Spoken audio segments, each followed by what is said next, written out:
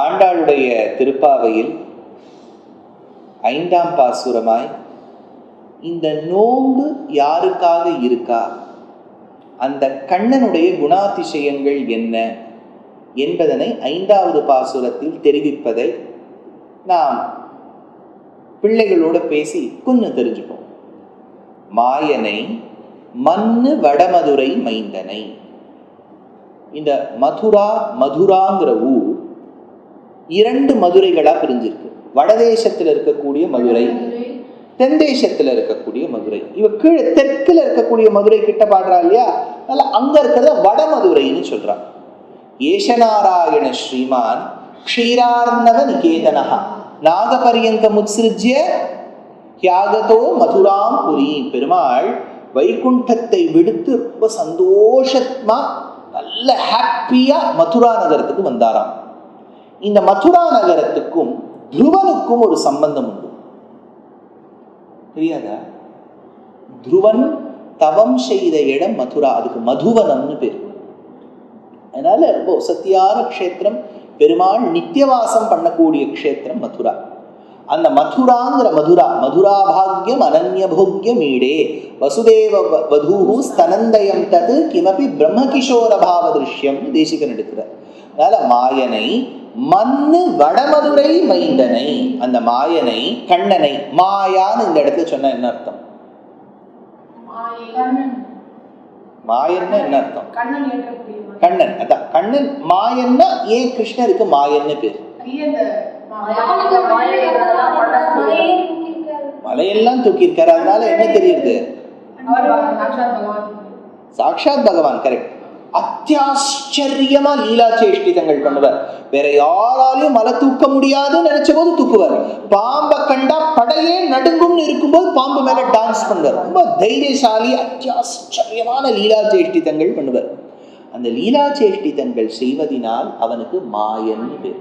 அதனால மாயனை மன்னு வடமதுரை மைந்தனை, நல்ல ஸ்திரமாக இருக்கக்கூடிய மன்னு வடமதுரை, உயர்ந்து நல்ல செழித்து இருக்கக்கூடிய செல்வ செழிப்போடு இருக்கக்கூடிய மன்னு வடமதுரை. இந்த மண்ணு அப்படிங்கிற வார்த்தை ரொம்ப செழிப்பை காண்பிக்கும், நல்ல ஊர் அப்படிங்கிறத காமிக்கும். அதனால்தான் ஆழ்வார் திருக்கண்ணபுரத்தை பாடும்போது மண்ணு புகழ் கோசலைத்தன் மணிவயிறு வாய்த்தவனே.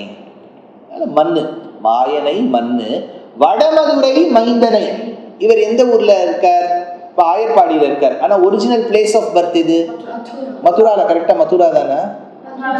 மதுரா ஜெயில். ஜெயில பிறந்தார் கிருஷ்ணர். நம்ம யாராவது ஜெயில பிறந்திருக்கோமோ? இல்லையா? என்ன நம்ம ஜெயிலே பிறக்கலையாடா?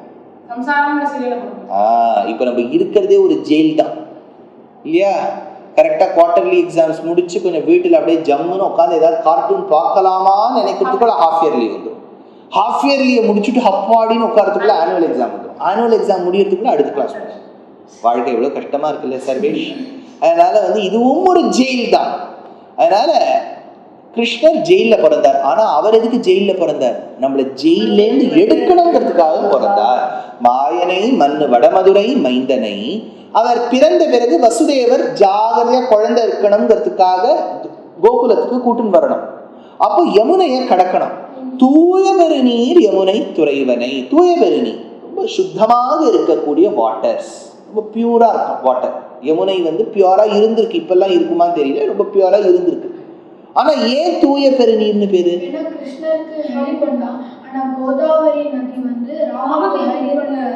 ஈடுபடல். என்னன்னா இப்போ நம்ம ஆஸ்திகர்கள்லாம் பார்த்துட்டு இருப்பா இல்லையா, அதனால கரெக்டா நம்ம சர்வேஷம் ரோஷனும் சொல்லிட்டா. என்ன சொல்லிட்டான்னா, கோதாவரிங்கிற நதி திரேதாயுகத்தில் ராமருக்கு கைங்கரியம் செய்யக்கூடிய வாய்ப்பு இருந்தது, ஆனா இழந்தாள். ராவணனுக்காக பயந்து எங்க இருக்காருன்னு சொல்லாம இருந்துட்டா.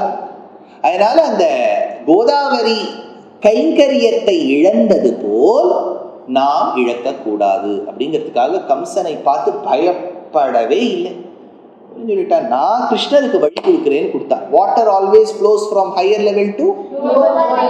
ஆனா கிருஷ்ணாவதாரத்தில் ஒரு மேஜிக் நடந்துருச்சு. என்னன்னா, அந்த யமுனா நதி மேலேந்து ஓடி வந்த யமுனா நதி கிருஷ்ணருக்கு வழி கொடுக்கணுங்கிறதுக்காக she went against physics ன்னு பல பேர் சொல்வா.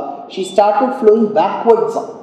அதனால தூய பெருநீர் யமுனை துறைவனை ஆயர் குலத்தினில் தோன்றும் அணி விளக்கை. இங்க முத்து முத்தா எப்படி வழக்கெறியறதோ அந்த மாதிரி ஒரு ஆயர் குலத்துக்கு விளக்காய் வழிகாட்டியாய் பகவான் வந்தாராம். எப்படி தாயாரை உல்லாச பல்லவித பாலித சப்தலோகி நிர்வாக கோரகிதனேம கட்டாட்ச லீலாம் ஸ்ரீரங்கஹர்ணதள மங்கள தீபரேகாம் ஸ்ரீரங்கராஜ மகிஷீம் ஸ்ரீயம் ஆஸ்ரயாமகான்னு மகாலட்சுமியை விளக்கா சேவிக்கிறோமோ, அதுபோலே பெருமாள் இந்த ஆயர்களுடைய குலத்துக்கு அணிவிளக்காய், ஆயர் குலத்தினில் தோன்றும் அணிவிளக்கை தாயை குடல் விளக்கம் செய்த தாமோதரனை.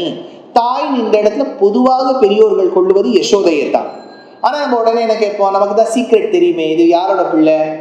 தேவகி பிள்ளை. அதனால தேவகின்னு அர்த்தம் வச்சுட்டாலும் நல்லதுதான். அதனால ஆயர் குலத்தினில் தோன்றும் அணிவிளக்கை தாயை, தாயான யசோதையின் குடல் விளக்கம் செய்த தாமோதரனை. குடல் விளக்கம்னு சொன்னா அவள் மூலமாக பிறந்து சேதனோஜீவனத்துக்காக வந்த எம்பெருமான். நல்ல எல்லாரும் நல்ல குழந்தைகள்லாம் இங்க இருக்கக்கூடிய ரோஷன், சர்வேஷ், விஷ்ணு, அப்புறம் நம்ம ஸ்ரீவர்தன் இருக்கான், அப்புறம் அவ்யுக்த் இருக்கான், ருத்ரன், எல்லாரும் நன்னா இருக்கணும். பார்த்துட்டு இருக்கவா எத்தனை குழந்தைகள் பார்ப்பா அவங்களெல்லாம், அவளாமும் நன்னா இருக்கணுங்கிறதுக்காக தான் பிறந்தார். பெருமாளுக்கு ஒண்ணு பிறக்கணுங்கிறது ஒரு கர்த்தவியமே இல்லை. ஏன்னா அவர் கர்மாதீனமாக பிறப்பதில்லை, இச்சாதீனமா பிறக்கிறார். இச்சாதீனமாக பிறக்கக்கூடிய எம்பெருமான் இங்க தாயை குடல் விளக்கம் செய்த தாமோதரனை தூயோமாய் வந்து நாம், அப்பேற்பட்ட எம்பெருமானை உகந்து தூயோமாய் வந்து நாம். பெண்களை பார்த்து சொல்றா, ஏன்னா ஒரு குரூப்பா வந்திருக்காளே, தூயோமாய் வந்து நாம் தூமலர் தூவி தொழுது. தூமலர், தூமலர்னா என்னடா? வெரி குட், தூய்மையோடு இருக்கக்கூடிய ஃப்ளவர். தூமலர் தூவி தொழுது, பெருமாளுக்கு நல்லா இதை சமர்ப்பித்து தொழுது. தொழுதுன்னு சேவித்து. இப்ப என்ன தெரியுமா வார்த்தை? தொழுதுங்கிற ஆண்டாள். இந்த தொழுவதுங்கிறது இன்னைக்கு நம்ம தமிழர்கள் ரொம்ப யூஸே பண்றதுல. ஆண்டாள் யூஸ் பண்ணியிருக்கா, கேரளத்துல எல்லாரும் யூஸ் பண்ணுவாங்க. நீங்க தொழுதுட்டு வந்தாச்சான்னு கேட்பா. தொழுவது என்பது பகவானை சேவிப்பது. தூமலர் தூவி தொழுது. இது ஆண்டாளுக்கு எப்படி பழக்கம்? மலரால தூவி தொழணும்னு எப்படி? பெரியாழ்வார் அவ்யுக்தான் பாருங்க. அதனால அப்பாவான பெரியாழ்வார பார்த்திருக்கா. மலரால வர்ணன்னா மாலையெல்லாம் தொடுத்ததை பார்த்திருக்கா. தூமலர் தூவி தொழுது. வாயினால் பாடி, அது ஓகே. வாயினால் பாடினா என்ன? திறந்து பாட வேண்டும். இது நவவித பக்தியில என்னது? கீர்த்தனம். மனதி ஆர்ச்சிப்பது. அப்புறம் மனதினால் சிந்திக்க மரணம். Very good. அதனால வாயினால் பாடி மனத்தினால் சிந்திக்க தூமலர் தூவி தொழுது. அப்புறம் வேற என்ன? மனதினால் சிந்திக்க போய பிழையும். என்ன அழகா சொல்றா பாருங்க, போய பிழையும். நம்ம முன்னாடி பண்ண பாவங்கள் என்னெல்லாம் நிறைய பாவம் என்னெல்லாம் பண்ணியிருக்கேன் ரோஷன் நீ? சார் நான் உபன்யாசம் கேட்டிருக்கேன் சார். என்னெல்லாம் என்ன பாவம் பண்ணியிருக்கேன் தெரியாது. போன ஜென்மத்தில் என்ன பாவம் பண்ணேன்? போன ஜென்மமே இதுதான் தெரியல சார் இல்லையா? அதனால போன ஜென்மத்துல எவ்வளவோ ஜென்மாந்தரமா பாவம் பண்ணியிருப்போம். எவ்வளவு ஜென்மங்கள் எடுத்திருப்போம் ருத்ரன்? தெரியாது சார். பெருமாளை தான் கேட்கணும். நீ என்ன நினைக்கிற ஸ்ரீவர்தன்? எவ்வளவு ஜென்மங்கள் எடுத்துட்டோம் தெரியாது. நீ என்ன நினைக்கிற சர்வேஷ்? இருந்துட்டு போட்டோம். எவ்வளவு ஜென்மம் எடுத்துப்போம் கணக்கு சொல்லு. Number. I want the number. அபராத சஹஸ்ரபாஜனம். பாவங்களும் 1000 கணக்கா பண்ணியிருப்போம், ஜென்மாவும் 1000 கணக்கா எடுத்திருப்போம். ஆனா ஒரு ஜென்மாவும் நமக்கு ஞாபகம் இல்லை. ஞாபகம் இல்லைங்கிறதுக்காக நம்ம அந்த தண்டனை அனுபவிக்காம இருக்க மாட்டோம். கரெக்டா? நீ ட்ரெயின்ல ஏறுற, மறந்து போய் டிக்கெட் ஆத்துலயே வச்சுட்ட, ஏறினோன்னு டிக்கெட் கேட்கிறார். ஐயோ நான் மறந்துட்டேன்னா அவர் ஃபைன் கலெக்ட் பண்ணாம இருக்கிறோம், ஃபைன் கலெக்ட் பண்ணிடுவார்.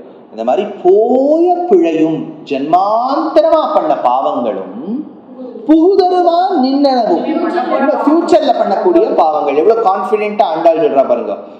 முன்னாடி பண்ண பாவம் ஃபியூச்சர்லயே நம்ம பாவம் பண்ணுவோம்னுட்டா. அது அத்தனையும் ஒழியணும். எப்படி? அப்பதான் சொல்றா, தீனில் தூஷாகும் செப்பு.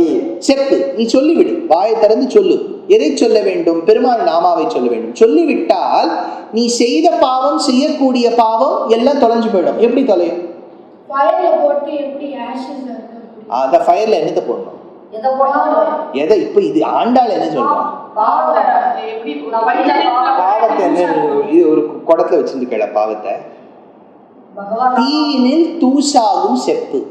ஒரு பஞ்சை நெருப்பில் இட்டால் அந்த பஞ்சு உடனே எப்படி பஸ்மமாறுதோ அந்த மாதிரி நம்ம முன்னாடி பண்ணியிருக்கிற பாவமும் இனிமேல் செய்யக்கூடிய பாவங்களும் பெருமாளுடைய நாமாவை செப்பி விட்டால், சொல்லிவிட்டால் எப்படி அந்த நெருப்பில் போட்ட அந்த பஞ்சு பஸ்மமாறுதோ அந்த மாதிரி பஸ்மமாயிடும். அப்படின்னா நம்ம பெருமாள் நாமா சொல்லிட்டு உடனே அடுத்தது பாவம் பண்ணலாம். கரெக்டா? பண்ணாம இருக்கணும். ஆனா அப்படி பண்ணிட்டா பயப்பட வேண்டாம், பெருமாளுடைய நாமா நம்மளை காப்பாற்றும் அப்படிங்கிற விஷயத்தில் ஆண்டாள் 5ஆம் பாசுரத்தில், முதல் பாசுரம் தொடங்கி 5ஆம் பாசுரம் வரை ஆண்டாள் இந்த பாவை நோன்பு இருப்பதற்கான முன்னுரையை ஆங்கிலத்தில் நாம் இன்ட்ரோடக்ஷன் என்று கூறுவோம். அந்த இன்ட்ரோடக்ஷனை சொல்லியிருக்கா. மேலே தன் தோழிகளை அழைத்து செல்ல வேண்டும் நீராடுவதற்காக. அடுத்த பாசுரத்தில் இருந்து அதை பார்ப்போம், கவனிப்போம், புரிந்து கொள்வோம், ரசிப்போம். Dear Astika reader, I am happy to be authoring a 2-part book on the Ramayana in English. The first part is slated for release in the year 2024. The book aims to recreate and retell the Ramayana of Valmiki, conforming to the ancient commentaries and other allied literature. To receive notifications of the book release, kindly register with www.deshikadaya.org/books. Namaskaram. Namaskaram Astikas. I am tentatively scheduled to travel to Abu Dhabi and Dubai in the mid-February, to 7 cities in the countries of Australia and New Zealand, namely Adelaide, Perth, Brisbane, Sydney, Melbourne, Auckland and Wellington, between the 25th of February and the 25th of March. I am scheduled to travel to Singapore either in the month of April or January, and later I'll be rendering discourses in New Jersey, Boston, Maryland, Pittsburgh, and then in St. Louis and Indianapolis in the month of July. I'm sure you would love to share this message with your friends and relatives.